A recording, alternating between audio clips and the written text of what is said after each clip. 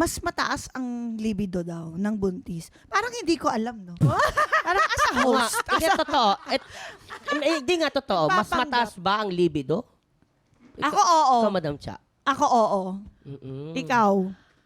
Ako, kasi sinabi kasi ng doktor na hindi. So, eto na naman ako, nag-mindset ako na wag muna. So, oo, wala. So, I don't know if na-mindset ko siya Ngayon, ng ganon.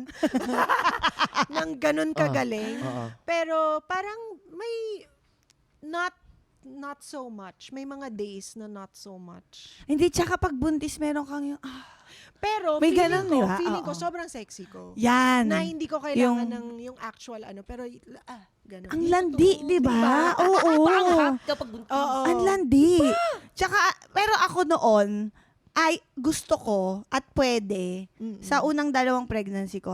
Pero ayaw. Ayaw nung daddy. Okay. Ano? Ano So, po? wala. Ganun na lang.